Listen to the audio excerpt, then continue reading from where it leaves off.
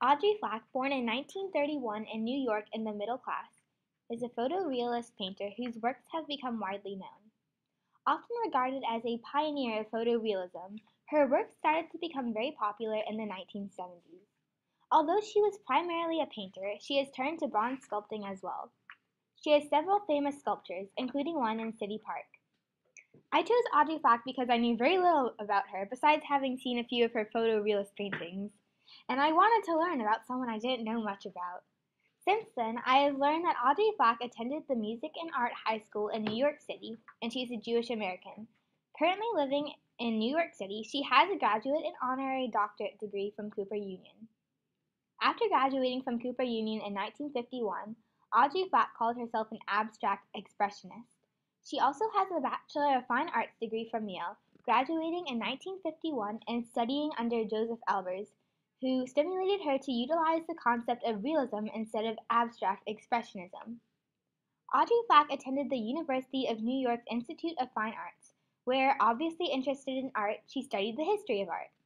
Her first photorealist painting was in 1965, when it wasn't smiled upon to imitate photographs. She said about her work, "For me, art is a continuous discovery into reality, an exploration of visual data which has been going on for centuries, each artist contributing to the next generation's advancement. I wanted to go a step further and extend the boundaries." Although Audrey Flack's style changed, she remained interested in expressing her political views, particularly on the status of women and civil rights, though she has said that her work is not feminist. Her first solo exhibition was in 1969 at the Rocco Gallery. Audrey Flack was also the first photorealist painter whose work was exhibited at MoMA. This happened in 1966. Audrey Flack said about her photorealist painting, "There is an instinct for realism, a powerful drive to reproduce oneself. The fascination of photorealistic paintings lies partly in their apparent replication of life, but these are not merely replications. These paintings are often out of life scale, varying from over life size to under life size, from brilliant heightened color to pale undertone hues. One example of this is Marilyn from the Vanitas series from 1977, where she cleverly has powder in her painting, alluding to a time from Marilyn Monroe's life when instead of punishing her for running away, a nun powdered her nose.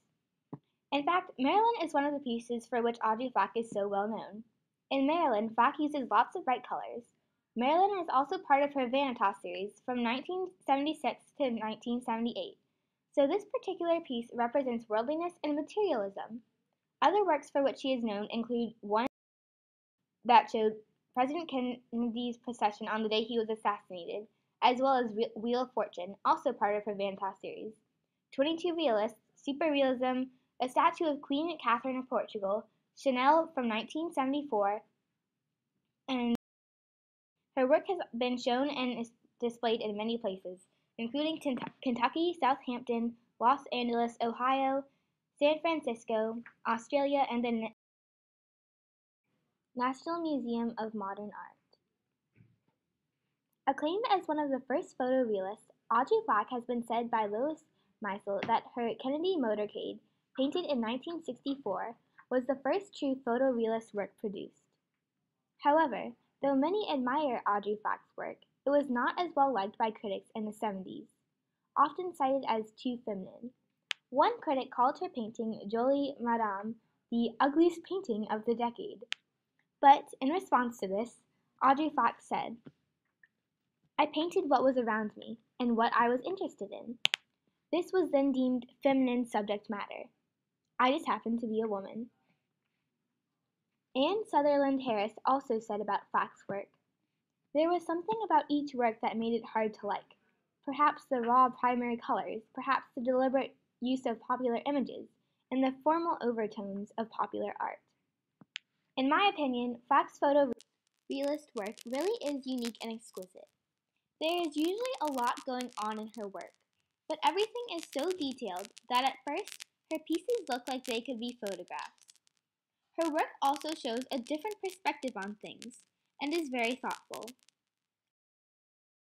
Although Audrey Flack's paintings are representations of still life, she manages to use the vibrant colors to put a distinctive spin on things, and bring her portraits to life.